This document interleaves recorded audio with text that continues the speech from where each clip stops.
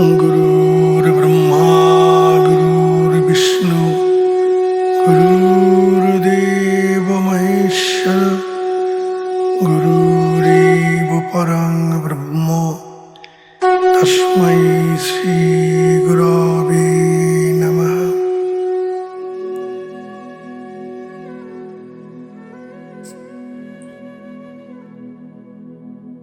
जय गुरुदेव, जय गुरुदेव, जय गुरु, जय योगीराज, जय योगीराज, जय योगीराज। परम করুণাময় গুরুদেবের নামে শুরু করছি পুরাণ পুরুষ থেকে পাঠ, পঞ্চম পর্ব। যোগীরাজের শ্যালক রামচন্দ্র সান্যালের পুত্র তারকনাথ একজন উচ্চশিক্ষিত যুবক। একবার তিনি এক কঠিন পেটের রোগে আক্রান্ত হইলেন। দীর্ঘ চিকিৎসাতেও রোগের উপশম হইল না দেখিয়া শেষে তিনি বায়ু পরিবর্তনের জন্য কানপুর গিয়া পিতার এক ঘনিষ্ঠ বন্ধুর বাড়িতে অবস্থান করিতে লাগিলেন। কানপুরে অবস্থানকালে সেখানকার এক ব্যক্তি তারকনাথকে বলিলেন, ওষুধের দ্বারায় তোমার এ রোগের উপশম হইবে না। যদি তুমি কোনো মহাত্মার কৃপা লাভ করিতে পারো, তাহা হইলে অচিরে রোগ উপশম হইতে পারে। তিনি আরও বলিলেন, গোরখপুরে তেমন একজন মহাত্মা আছেন, অবিলম্বে সেইখানে যাইয়া তাহার কৃপা লাভের চেষ্টা করো। তারকনাথ গোরখপুর যাইবার জন্য প্রস্তুত হইতেছেন। এমন সময় তার পিতার বন্ধু সব কিছু শুনিয়া বলিলেন, তোমার বাড়িতেই মহাত্মা রয়েছেন, আর তুমি যাচ্ছ অন্য জায়গায় মহাত্মা খুঁজতে? তারকনাথ জিজ্ঞাসা করিলেন, আমার বাড়িতে আবার মহাত্মা কোথায়? আমি তো কোনো মহাত্মার কথা শুনি নাই। পিতার বন্ধু বলিলেন, তোমার পিসা মহাশয় শ্যামাচরণ লাহিড়ী মহাশয়কে চেনো না? তিনি এক মহাত্মা, তাহার কৃপা লাভ করিবার চেষ্টা করো, তাহা হইলে তোমার মঙ্গল হইবে। তারকনাথ আশ্চর্য হন। তাহার পিসামশাই একজন মহাত্মা, এমন কথা তিনি পূর্বে কখনো শোনেন নাই। কতবার তাহার বাড়ি আসিয়াছেন, তাহার সহিত কত কথা বলিয়াছেন, কিন্তু মহাত্মার মতো তিনি কিছুই দেখেন নাই। তারকনাথ কাশী ফিরিয়া আসিলেন। পিতাকে সঙ্গে লইয়া পিসামশায়ের সহিত দেখা করিলেন। পিসামশায় সব কিছু শুনিয়া তারকনাথকে এক টোটকা ঔষধ দিলেন। তারকনাথ উহা ব্যবহার করিয়া আরোগ্য লাভ করিলেন।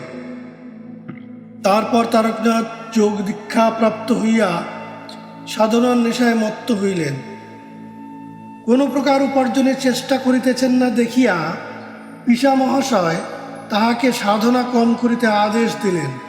বলিলেন, সাধনাও করতে হবে, আবার নিজের রোজগারের জীবিকা নির্বাহও করতে হবে। পরের মুখাপেক্ষী হয়ে জীবন চালানো উচিত নয়, নিজের সংসার নিজেই চালানো উচিত। এই তারকনাথ পরে ইংরেজি প্রধান অধ্যাপক হইয়াও সাধনার উচ্চতম অবস্থায় পৌঁছতে সক্ষম হইয়াছিলেন।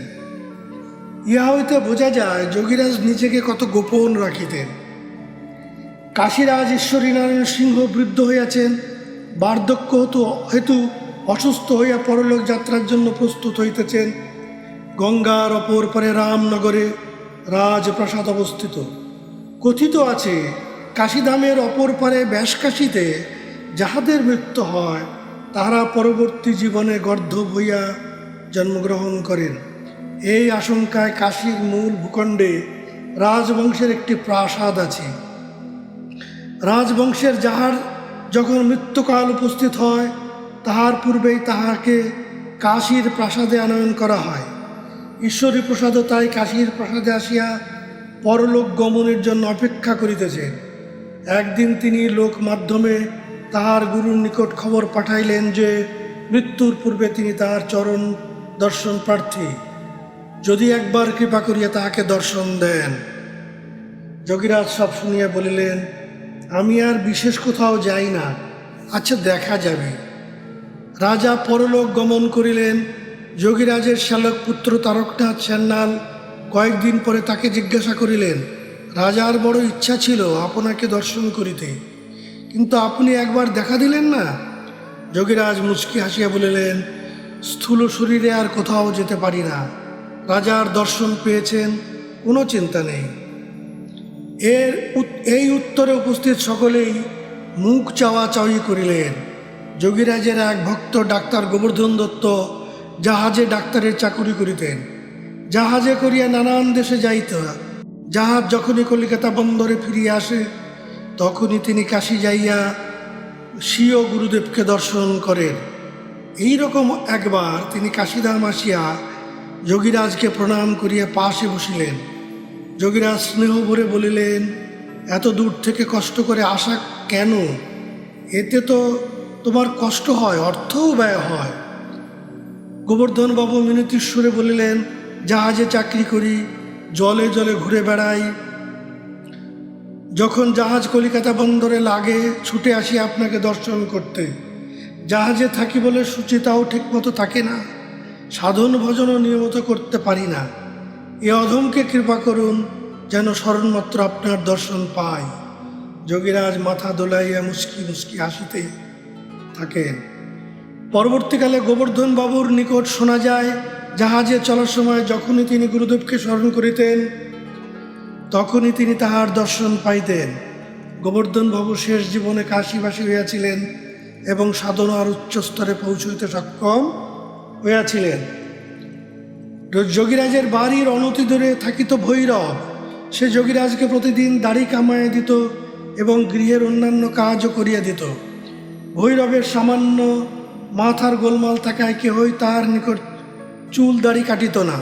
সকলেই ভয় পায়া ছাড়িয়া দিয়াছিল, কিন্তু যোগীরাজ তাহাকে কোনোদিন পরিত্যাগ করেন নাই। একদিন যোগীরাজ মধ্যাহ্নে আহারের জন্য নিচে বৈঠকখানা ঘর হইতে আসিয়া সিঁড়ি দিয়া উপরে উঠিতেছেন। সেই সময় ভৈরব এক ঘড়া জল লইয়া আগে আগে উঠিতেছিল। সে যোগীরাজকে উঠিতে দেখিয়া সিঁড়ির এক পাশে সরিয়া দাঁড়াইল এবং যোগীরাজ নিকটে আসিতেই হর হর মহাদেব বলিয়া সেই ঘোড়ার জল তাহার মাথায় ঢালিয়া দিল। যোগীরাজ কিছুই বলিলেন না, একটু মুচকি হাসিয়া উপরে চলিয়া গেলেন এবং কাপড় বদলাইয়া ফেলিলেন। অমরানন্দ ব্রহ্মচারিণী নামে এক ভক্ত যোগীরাজের বাড়িতেই থাকিতেন। তিনি ইহা দেখিয়া খুবই চটিয়া গেলেন, কিন্তু কিছু ব্যক্ত করিলেন না। প্রতিদিনের নয় সেদিনও বৈকালে যোগীরাজ গঙ্গা তীরে বেড়াইতে গেলেন। সেই সময় অমরানন্দ ভৈরবকে একটি থামে বাঁধিয়া প্রহার করিতে লাগিলেন। ভৈরব চিৎকার করিয়া কাঁদিতে লাগিল। তাহার চিৎকারে কাশীমণি দেবী ছুটিয়া আসিয়া ব্রহ্মচারীকে তিরস্কার করিয়া বলিলেন, যার মাথায় জল ঢেলে দিল তিনি কিছু বলিলেন না, আপনি কেন ওকে বেঁধে মারছেন? ওর মাথার ঠিক নেই, ও তো জেনে শুনে কিছু করেনি। রামমোহন দে আইন পরীক্ষায় দেওয়ার সময় মানত করিয়াছিলেন যে তিনি সাফল্য লাভ করিতে পারিলে গরুরেশ্বরের মহাদেব এবং যোগীরাজকে দুগ্ধের দ্বারা স্নান করাইবেন। উক্ত পরীক্ষায় পাশ করিবার পর তিনি যথারীতি গরুরেশ্বরের মহাদেবকে স্নান করাইলেন এবং যোগীরাজের বাড়িতে আসিয়া তাহাকে বলিলেন, আপনার স্নানের সময় আমি আপনাকে দুগ্ধ দিয়া স্নান করাইব। যোগীরাজ ইহা কারণ জিজ্ঞাসা করিলে রামমোহন তার মতামতের কথা, মনোভাবের কথা ব্যক্ত করিলেন। যোগীরাজ বলিলেন, গরুরেশ্বরের মহাদেবকে স্নান করাইয়াছ, তাহাতেই হইবে, আমাকে স্নান করাবার কোনো প্রয়োজন নাই। রামমোহন কাতর প্রার্থনা করিয়া পুনরায় বলিলেন, আমি মানত করেছি, আমার আকাঙ্ক্ষা পূর্ণ করুন, আমি পরে আপনাকে ভালো জল দিয়ে স্নান করিয়ে দেব। অবশেষে যোগীরাজ তাহার প্রার্থনা পূর্ণ করিলেন। যোগীরাজ প্রায় সারাদিন ধরিয়া ক্রিয়া সাধন করিয়া প্রাতঃকালে রানামহল ঘাটে স্নান করিতে যাইতেন। তাহার পরম ভক্ত কৃষ্ণারাম সঙ্গে থাকিত। যখন চান করিতে যাইতেন তখন তিনি ক্রিয়ার নেশায় বুধ হইয়া মাতালের মতো টলিতে টলিতে পথ চলিতেন। প্রতিপার্শ্বে একটি পানের দোকান ছিল।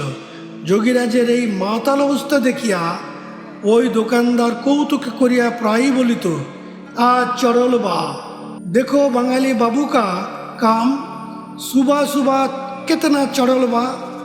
অর্থাৎ সকাল সকাল এই বাঙালি বাবু মাদকের নেশায় কত মত্ত হয়েছে দেখো। পরবর্তীকালে দেখা যায় ওই পানওয়ালা তাহার অনুগত ভক্তে পরিণত হইয়া সাধন পথে বহুদূর অগ্রসর হইয়াছিলেন। জয় যোগীরাজ। যোগীরাজ স্থূল পূজা করিতেন না, কোনো দেব দেবী মন্দিরেও যাইতেন না, সর্বদা আত্মধ্যানে তন্ময় হইয়া থাকিতেন। কেবল রবিবারে কাশীর বৈঠক ভৈরব দর্শন করিতে যাইতেন। একদিন এক ভক্ত জিজ্ঞাসা করিলেন, আপনি ব্রহ্মজ্ঞ, আপনি কেন বটুক ভৈরব দর্শন করিতে যান? যোগীরাজ গম্ভীর স্বরে বলিলেন, আমি যদি না যাই তোমরা যাবে কেন? যোগীরাজ ভক্ত পরিবেষ্টিত হয়ে বসিয়া আছেন, উপদেশ দিতেছেন। একজন ভক্ত জিজ্ঞাসা করিলেন, শাস্ত্র কাহাকে বলে? শোনো, শাস্ত্র অনন্ত, তবে শাস্ত্র সাধারণত শাস্ত্র বলিতে বেদকেই বোঝায় এবং বেদানুগত স্মৃতি পুরাণকেও শাস্ত্র বলে।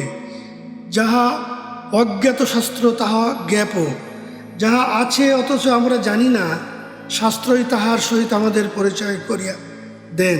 সেই অজ্ঞাত বস্তুকে জানিবার জন্য কতকগুলি বিশেষ বিধি বা সাধনা আছে। বেদে কর্মকাণ্ড জ্ঞানকাণ্ড উভয়ই আছে। কর্মকাণ্ডের বিধি অনুসারে লোকে কর্ম করিয়া স্বর্গাদি উচ্চ ফল লাভ করে, কিন্তু জ্ঞানকাণ্ড নানারূপ, তাহার দ্বারা জীব মুক্তি লাভ করে। কর্মকাণ্ড ছাড়া জ্ঞানকাণ্ডে প্রবেশ লাভ করা যায় না। তাই বেদ সর্বপ্রথমে সর্বপথের প্রদর্শক। বেদ জ্ঞান অর্থাৎ ধ্রুব বা সত্য জ্ঞান। এই ধ্রুব বা সত্য জ্ঞান ব্যতীত জীবের মুক্তি হইতে পারে না। যাহারা শুভকর্ম করে না বা করিলেও শাস্ত্রবিধান লঙ্ঘন করিয়া করে, তাহারা সুখ সিদ্ধি বা মোক্ষ কোনোটাই লাভ করিতে পারে না। কিন্তু শাস্ত্র অনন্ত, তাহার বিধিও অনন্ত। সুতরাং সকলেই যে শাস্ত্র সকল পালন করিয়া চলিতে পারিবে, তাহার নিশ্চয়তা কোথায়? শাস্ত্রের বিধি নিষেধ এত অধিক এবং তাহারা এত পরস্পর বিরুদ্ধ যে তাহা সকলের পক্ষে মানিয়া চলা সম্ভব নয়। আবার সব বিধি সকলের জন্যও নহে। কার পক্ষে কোন বিধি উপযুক্ত হইবে তাহা বলিয়া দিতে হইলেও শাস্ত্র প্রগাঢ় জ্ঞান থাকা প্রয়োজন। আবার কেবলমাত্র শাস্ত্রজ্ঞান থাকিলেও চলিবে না। জিজ্ঞাসুর পক্ষে কোনো বিধি সঠিক হইবে তাহা বুঝিতে হইলে অধিক স্মৃতিশক্তি আবশ্যক, কিন্তু তাহা সকলের থাকে না। সেই ধারণাপতি বুদ্ধি বা স্মৃতিশক্তি এমন হওয়া চাই, যাহার দ্বারা সর্বশাস্ত্রের সারভূত ব্রহ্মকে জানিতে পারা যায়। ইহা সাধকের কঠোর সাধনার ফলে লাভ হয়। তাহাকে আত্মনিষ্ঠ হইতে হইবে। সুতরাং বাহ্যভাবে কেবলমাত্র শাস্ত্রানুশীলনে কোনো প্রকার ফল লাভ হয় না। সেই জন্য বহু শাস্ত্র আলোচনার নিষেধ করা হইয়াছে। যিনি শাস্ত্রে অভিজ্ঞ কিন্তু আত্মবিষয়ক ধ্যান ধারণাদি করেন না, আত্মদর্শী নহেন, তাহার শাস্ত্রপাঠ অমূলক শ্রম মাত্র। কিন্তু যিনি শাস্ত্রে অনভিজ্ঞ অথচ আত্মনিষ্ঠ, তাহার শ্রম সার্থক। শাস্ত্র বহু, জানিবার বিষয় অনন্ত, কিন্তু পরমায়ু অল্প। সুতরাং সকল শাস্ত্রের যা সারাংশ তাহাই গ্রহণ করিতে হইবে। শাস্ত্র অর্থে বেদ, বেদ অর্থে জ্ঞান। জ্ঞান নিত্যসিদ্ধ, শতপ্রকাশিত সূর্যের সাময়িক আবরণ যেমন মেঘ, তেমনি জ্ঞানের সাময়িক আবরণ অজ্ঞান। মেঘ সরিয়া গেলে যেমন সূর্য দৃষ্টিগোচর হয়, তেমনি অজ্ঞান সরিয়া গেলে জ্ঞান প্রকাশিত হয়। সুতরাং যাহা সত্য তাহার কোনো ব্যভিচার হয় না। তেমনি আমরা জানিতে না পারিলেও সত্যরূপ আত্মার কোনো বিকার হয় না। উহা সর্বদাই একরূপ। কিন্তু এই একরূপ আত্মার দর্শন হয় না কেন? সূর্যের কোলে মেঘের মতো সত্যজ্ঞানের কোলে অজ্ঞানতারূপ আবরণ। বেগ সরিয়া গেলে যেমন সূর্য দেখা যায়, তেমনি অজ্ঞান সরিয়া গেলে সত্য জ্ঞান স্বরূপ আত্মা প্রকাশ হয়। তাহা হইলে ইহা ঠিক যে আমাদের জানিবার পূর্বেও সূর্যের মতো আত্মার স্বপ্রকাশ ছিল। চেষ্টার ফলে অজ্ঞানের আবরণ সরিয়া যায় মাত্র। এই জ্ঞানকে লাভ করিতে হইলে শাস্ত্রানুশীলন অবশ্য কর্তব্য। সেই শাস্ত্র কি? শাস্ত্রার্থে যাহা শাসন বা আজ্ঞা করে। কাহার শাসনে এই শরীর চলিতেছে? বায়ুর ধাতা শরীরানাম তন্ত্র। এই বায়ু শরীরকে, শরীরের শাসক, তিনি শরীর শাসন করিতেছেন। বায়ুর শক্তিতে ইন্দ্রিয়, মন, বুদ্ধি সব চলিতেছে। তাহার মধ্যে প্রাণ বায়ুই প্রধান। অতএব বায়ুই শরীরের শাসনকর্তা বা শাস্ত্র। শ্বাস শব্দের অর্থ শাস্ত্র, স্ত্র শব্দের অর্থ অস্ত্র। শ্বাস প্রশ্বাসরূপ অস্ত্রই শ্বাস, শাস্ত্র। এই শ্বাসরূপী অস্ত্র চালনা করিয়া যিনি দক্ষতা বা পটুতার্জন করিয়াছেন, অর্থাৎ প্রাণায়াম পরায়ণ হয়েছেন, তিনি শাস্ত্রজ্ঞ। বেদ, পুরাণ, উপনিষদ এই শাস্ত্রগুলিও শাস্ত্র বলা হয়, কারণ এই প্রকারে শ্বাসরূপী অস্ত্র চালনা করিয়া তাহারা শাস্ত্রজ্ঞ হইয়াছেন। এই সকল ঋষিগণ তাহাদের অনুভূতির কথা যাহা তাহা তিনি লিপিবদ্ধ করিয়াছেন, সেই বেদ, পুরাণ, উপনিষদ প্রভৃতিও শাস্ত্র পদবাচ্য। তাই এগুলিও প্রামাণিক।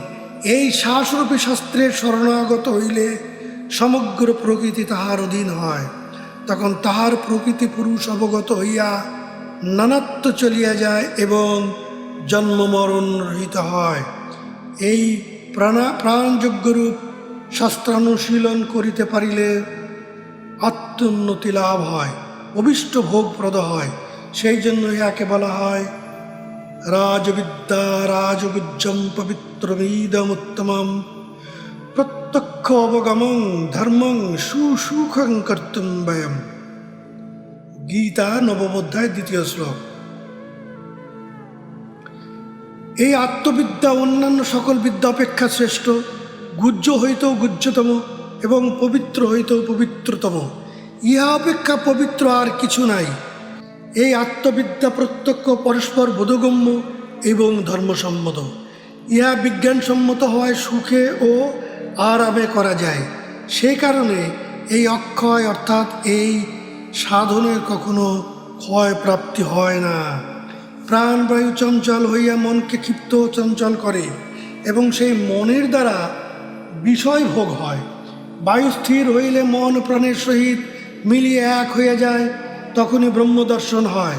প্রাণায়ামের দ্বারা বায়ু স্থির হইলে অপরোক্ষ অনুভূতি হইয়া থাকে। এই বায়ুর সাধনই একমাত্র জ্ঞাতব্য। বায়ু সকলের শাসক বলিয়া উহার ক্রিয়া সম্বন্ধীয় যে নিয়ম বা বিধি আছে, তাহাই শাস্ত্রবিধি।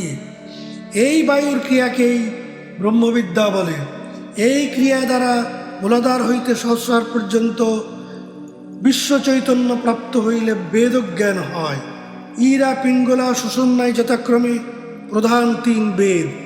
বেদ জ্ঞান সম্পূর্ণ হইলে বেদাতীত জ্ঞান লাভ হয়, অর্থাৎ সহস্রারে স্থিতি হয়। শ্রী ভগবান অর্জুনকে বলিয়াছেন, ত্রৈগুণ্য বিষয় বেদা নিস্ত্রৈগুণ্য ভবার্জুন। গীতা 2 অধ্যায় 45 শ্লোক। বেদ ত্রিগুণাত্মক, তুমি গুণাতীত হও। এই বেদবিধি অর্থাৎ এই আত্মবিদ্যারূপ বায়ুর যে ক্রিয়া, তদ্বারাই ত্রিগুণাতীত অবস্থা অর্থাৎ নিষ্কাম অবস্থা লাভ করা যায়। এই বেদবিধি হইল ষটচক্রের ক্রিয়া। জ্ঞানের দ্বারা জ্ঞেয়কে জানিলে আর যেমন জ্ঞানের প্রয়োজন হয় না, তেমনি ষটচক্র পথে প্রাণায়াম ক্রিয়া করিলে এক প্রকার বিশেষ স্থিতি লাভ হয়। ইহাই ত্রিগুণাতীত অবস্থা, অর্থাৎ শত, রজ, তম বা ইরা, পিঙ্গলা, সুষুম্না বা ব্রহ্মা, বিষ্ণু, মহেশ্বর তখন কেউ নেই।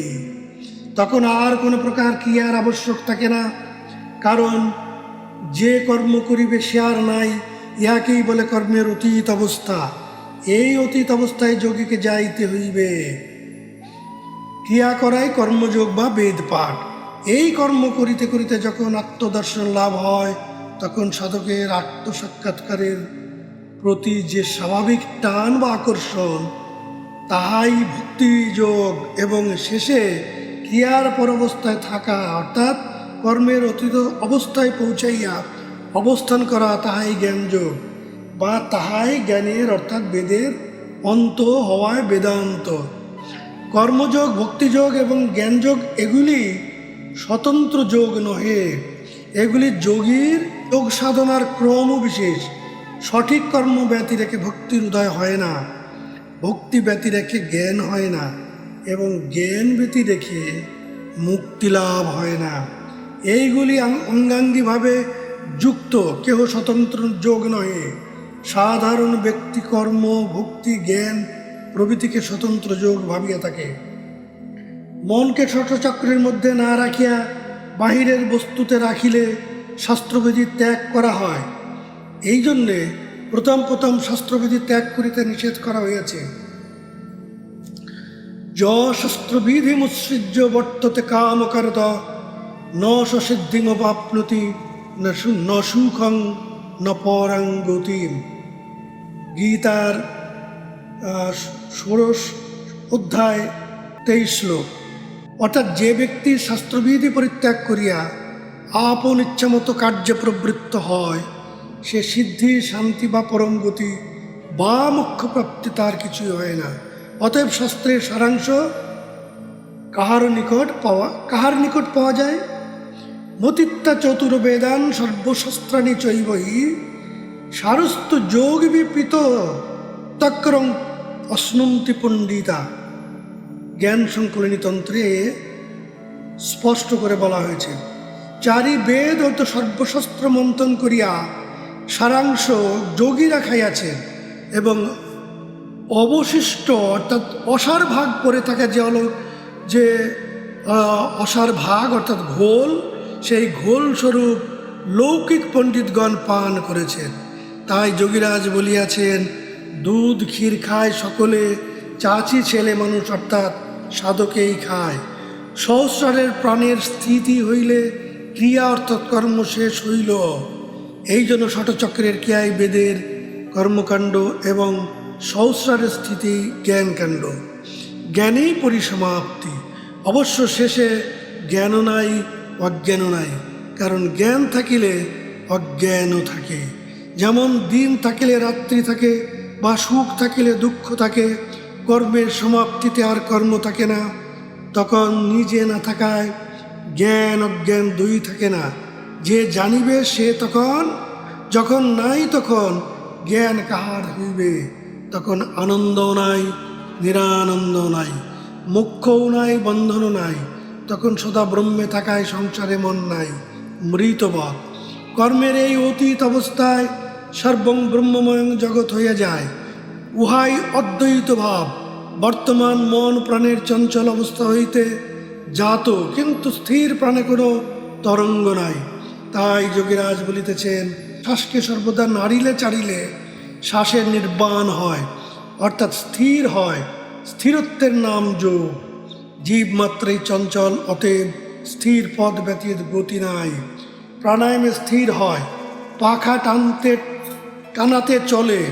মনে করিলে টানা যায়, মনে না করিলে টানার ইচ্ছা রহিত হইলে আর ওই পাখা টানা যায় না। যখন প্রাণের চঞ্চলতা চলিয়া যায়, অর্থাৎ কর্মের অতীত অবস্থা হয়, তখন বর্তমান মন স্থির প্রাণে লয় প্রাপ্ত হইয়া সবই ব্রহ্ম হইয়া যায়। তখন মন, বুদ্ধি, জ্ঞান কিছুই থাকে না, তথায় ত্রিগুণাতীত অবস্থা লাভ হয়। এই প্রকার ব্রহ্মনিষ্ঠ ব্যক্তি অদ্বৈত পরব্রহ্মে লীন হইয়া শাস্ত্রবিহিত জ্ঞান ও বিষয় জ্ঞান উভয় শূন্য হইয়া কেবল ব্রহ্মস্বরূপে অবস্থান করেন। কারণ স্বয়ং ব্রহ্মকে ব্রহ্ম বলা যুক্তিযুক্ত নহে। যদি কেহ বলেন যে তাহার মোক্ষ প্রাপ্তি হইয়াছে, তবে জানিতে হইবে তাহার মোক্ষ হয় নাই। কারণ তাহার ক্ষুধা তৃষ্ণা সহ দেহবোধ ও জ্ঞান সবই রহিয়াছে। কিন্তু যার প্রকৃত মোক্ষ প্রাপ্ত হইয়াছে, তাহার ক্ষুধা তৃষ্ণা সহ দেহবোধ ও জ্ঞান কিছুই থাকে না। তাহার জ্ঞান রাগ দেশ ও মোহ নাশ হয়। তিনি তখন জ্ঞানী নহেন, অজ্ঞানীও নহেন। মোক্ষ হইয়াছে কিনা ইহা জানিবার জন্য যে জ্ঞান, তাহাও তাহার তখন থাকে না। তিনি ভো হইয়া যান।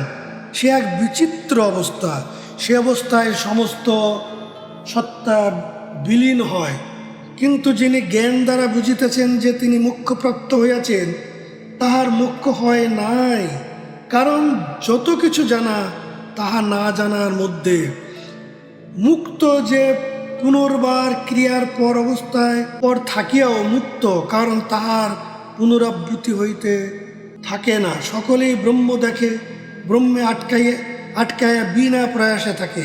ইহা না হইলে অপুরুষার্থ। এই বিশেষ স্থিতি প্রাপ্তি হইলে প্রাণ ও মনের চঞ্চলতা চলিয়া যায় এবং শান্ত হইয়া আত্মাতে নিমগ্ন হয়। এই কর্মক্রমে ইরা পিঙ্গলাতে আরম্ভ করিতে হয়। উহাই তখন প্রত্যক্ষ, পরে সুষমনায় কাজ হয়। তখন নির্মল সত্যগুণের উদয় হয়। যোগীগণ প্রাণায়াম দ্বারা বায়ুর আকর্ষণ করিয়া কুটস্থে লক্ষ্য করেন। তাহা হইলেই কর্তব্য কি ও জ্ঞাতব্য কি তাহা তাহারা জানিতে পারেন। গীতার ১২ অধ্যায় ৩ত্রয়োদশ এবং ৪র্থ শ্লোকে বলা হয়েছে, চেতম অক্ষরম অনির্দেশম অব্যক্তম পর্যুপাসতে সর্বত্র গম অচিন্তম কুটস্থম অচলম ধ্রুবম সংনিয়ম ইন্দ্রিয় গ্রামম সর্বত্র সমবুদ্ধয় তে প্রাপ্নুতি মামেব সর্বভূত হিতে রতা। অর্থাৎ সমবুদ্ধি যে সকল ব্যক্তি ইন্দ্রিয় সম্মুখরূপে সংযত করিয়া অনির্বচনীয় রূপাদিবিহীন সর্বব্যাপী অচিন্ত স্থির অতএব নিত্য অবিনাশী কুটস্থের উপাসনা করেন, অর্থাৎ যাহার আজ্ঞা চক্রের ঊর্ধ্বে আজ্ঞায় পরমাত্মারূপী অবিনাশী কুটস্থের উপাসনা করেন, তাহারা সকল ভূতের হিতকারী হইয়া আমাকেই প্রাপ্ত হন। যোগীকে 3টি গ্রন্থি অবশ্যই ভেদ করিতে হইবে, জিহ্বা গ্রন্থি, হৃদয় গ্রন্থি এবং মূলাধার গ্রন্থি, অর্থাৎ যথাক্রমে ব্রহ্মগ্রন্থি, বিষ্ণু গ্রন্থি ও রুদ্র গ্রন্থি। এই 3 গ্রন্থি যিনি ভেদ করিতে সক্ষম হইয়াছেন তিনি ত্রিভঙ্গ মুরারি। উহা একটি অবস্থা।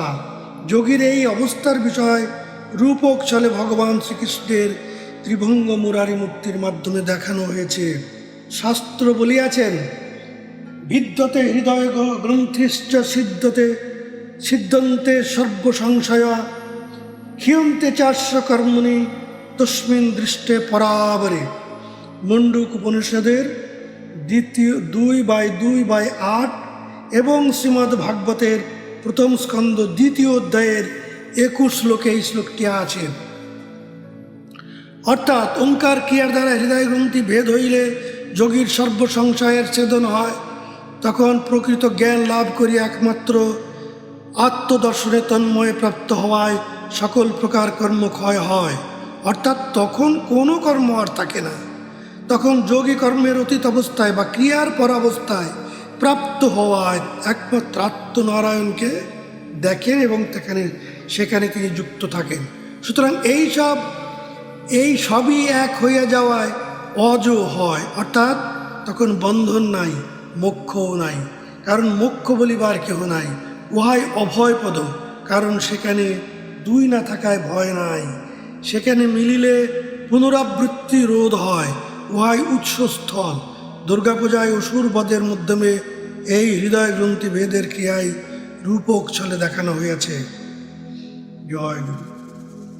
যোগীরাজ আরও বলিতেছেন, যতদিন পশুবৃত্তি বশীভূত না হয় ততদিন প্রাণ মন বুদ্ধির মধ্যে যে অলৌকিক শক্তি আছে তাহার সন্ধান পায় না।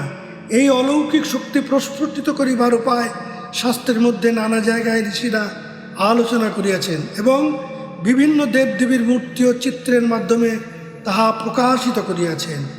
প্রাণ মন ও বুদ্ধিকে দৈবী ধর্মের অনুকূলে পরিচালিত করিলেই ধর্ম, ভক্তি ও জ্ঞান লাভ হইয়া থাকে।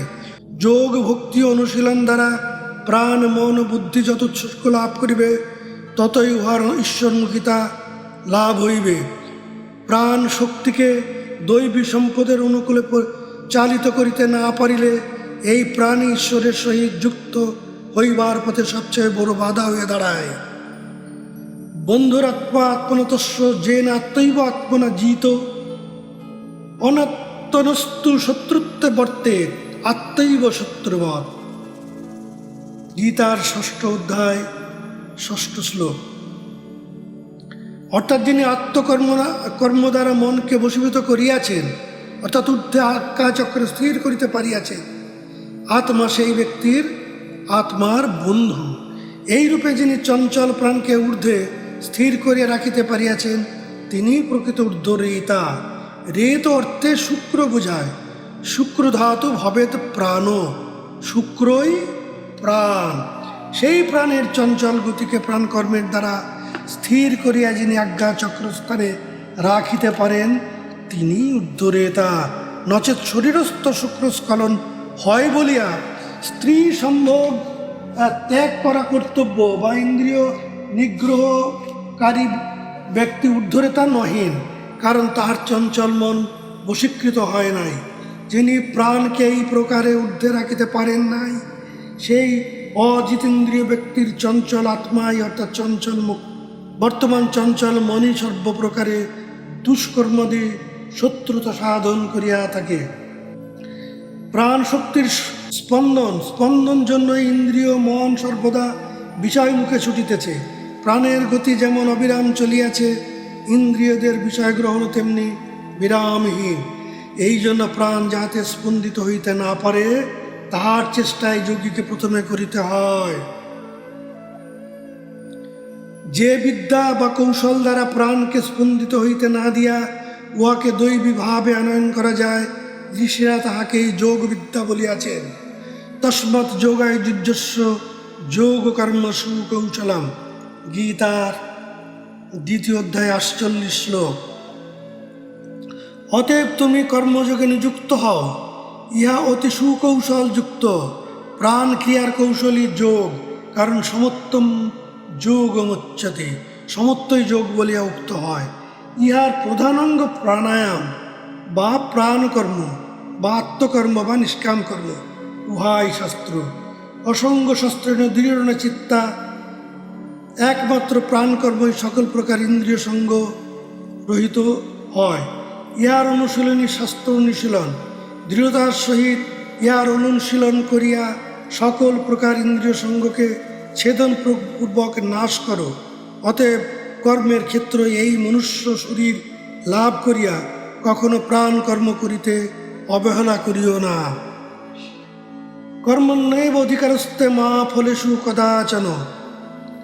অর্থাৎ নিষ্কাম কর্মেই তোমার অধিকার হোক, কর্মফলে নয়। তাই ভগবান বলিতেছেন, তস্মাৎ উত্তিষ্ঠ কৌন্তেয় যুদ্ধায় কৃত নিশ্চয়। অতএব হে কৌন্তেয়, যুদ্ধার্থে কৃত নিশ্চয় হইয়া ওঠো এবং যুদ্ধ করো, অর্থাৎ সাধন সমর করো। কারণ স্বল্পমস্য ধর্মস্য ত্রায়তে মহতবা।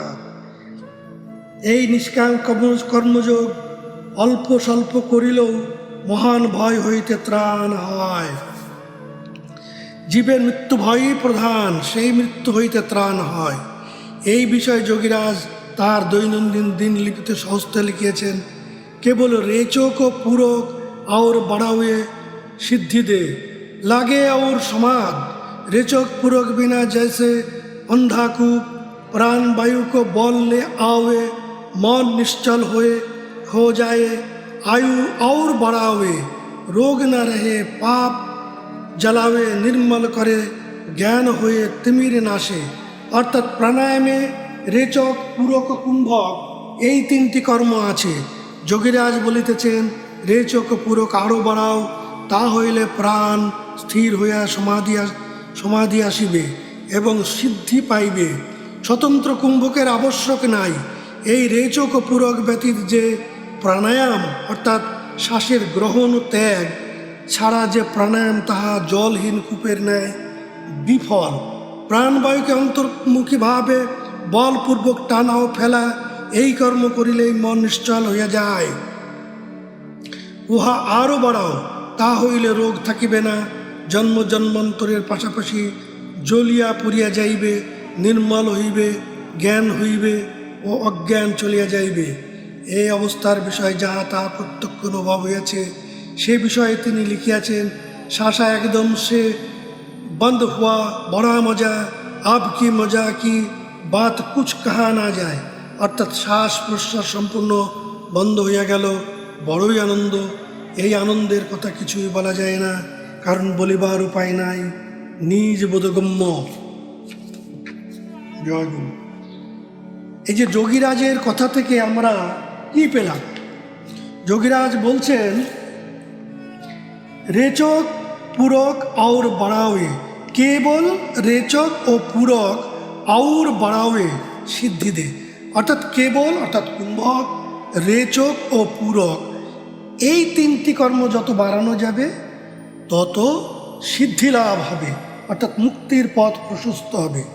এখান থেকে এই রেচক, পূরক এবং কেবল নামক যে কর্মটি অর্থাৎ কুম্ভক, তাহা কি এটি আমাদের একটুখানি পরিষ্কার করলে ভালো হয়। তা আমি আপনাদের গুরুর কাছে ক্ষমা প্রার্থনা করে খানিকটা পরিষ্কার করার চেষ্টা করছি, দৃষ্টতা মার্জনা করবেন। জয় গুরু। রেচক ও পূরক কি, প্রথমে এটা জানা যাক। রেচক নাভিমণ্ডল হইতে মূলাধার পর্যন্ত যে বায়ু, উহারই নাম অপান বায়ু, এবং নাভিমণ্ডলের ঊর্ধ্বপাট হইতে আজ্ঞা পর্যন্ত যে বায়ু, তাহার নাম প্রাণবায়ু। এই শরীর মোট 49টি বায়ু দ্বারা পরিপূর্ণ। তন্মধ্যে 10টি প্রধান, প্রাণ, অপান, ব্যান, উদান, সমান, নাক, কূর্ম, ক্রিকর, দেবদত্ত, ধনঞ্জয়, এই 10টি বায়ু প্রধান। এই 10 বায়ুর মধ্যে 5টি প্রধান, প্রাণ, অপান, উদান, ব্যান, সমান। এই 5টি বায়ু নিয়েই যোগীর প্রকৃত সাধন হয়, অর্থাৎ যোগক্রিয়ার মূল 5টি বায়ুকে অবলম্বন করেই সাধিত হয়ে থাকে। যোগক্রিয়ার মূল সাধনাঙ্গ হচ্ছে প্রাণায়াম। এই প্রাণায়ামের 3টি অঙ্গ। প্রাণায়াম কি আমি পরে আসছি। এই প্রাণায়ামের 3টি অঙ্গ, এটা আপনারা জেনে রাখুন। একটি হচ্ছে রেচক, আর একটি পূরক, এবং আরেকটি হচ্ছে কুম্ভক। এই কুম্ভককেই বেদান্ত শাস্ত্র কেবল কর্মনাম বলিয়া অভিহিত করেছে। তাহলে এখন আমরা জানবো যে এই পূরক কি। আমি পূর্বেই বলিয়াছি, নাভিমূল হইতে মূলাধার পর্যন্ত যে বায়ুর অবস্থান, সেই বায়ু আসলে প্রাণবায়ু বিভিন্ন জায়গায় বিভিন্ন নাম ধারণ করেছেন। এই প্রাণ, এই যে নাভিমণ্ডল হইতে মূলাধার পর্যন্ত যে প্রাণ, তার নাম হইয়াছে অপান বায়ু। আবার নাভিমণ্ডল হইতে আজ্ঞা পর্যন্ত যে বায়ু, তাহার নাম প্রাণবায়ু। এবং এই আজ্ঞার ঊর্ধ্বে যে বায়ু, তাহার নাম হচ্ছে উদান বায়ু। এবং সারা শরীরে যে বায়ু বিস্তৃত রহিয়াছে, তাহার নাম ব্যান বায়ু। আর নাভিমণ্ডলে যে স্থির বায়ু আছে, তার নাম সমান বায়ু। এই 5টি প্রধান বায়ু। তা এই 5টি হচ্ছে সাধারণত যোগ সাধনার 5টি অঙ্গ। তার মধ্যে প্রাণায়াম একটি অঙ্গ। এই প্রাণায়ামের মূল অঙ্গ হচ্ছে 3টি, রেচক, পূরক এবং কুম্ভক। তাহলে এই যে পূরক কাহাকে বলে? পূরক হচ্ছে যে প্রাণায়ামকালে ক্রিয়াবান যোগী শরীরের তেজ অর্থাৎ বলপূর্বক মনের জোরে ওই অপান বায়ুকে নাভিস্থ সমান বায়ুর মাধ্যাকর্ষণ শক্তি দ্বারা ঊর্ধ্বমুখে আকর্ষণ করিলে অপান বায়ু ঊর্ধ্বগামী হইয়া নাভির অপান বায়ু নিম্নগামী হইয়া নাভির উপরিস্থিত সমান বায়ুর মাধ্যাকর্ষণ শক্তি দ্বারা ঊর্ধ্বমুখী হইয়া আকর্ষণ করিলে অপন বায়ু ঊর্ধ্বগামী হইয়া নাভির উপরিস্থিত প্রাণবায়ুকে প্রবল বেগে ধাক্কা মারে। ফলে প্রাণবায়ু আজ্ঞায় আসিয়া আজ্ঞাস্থ স্থির বায়ুর সহিত মিলিত হয় এবং স্থির রূপ ধারণ করে।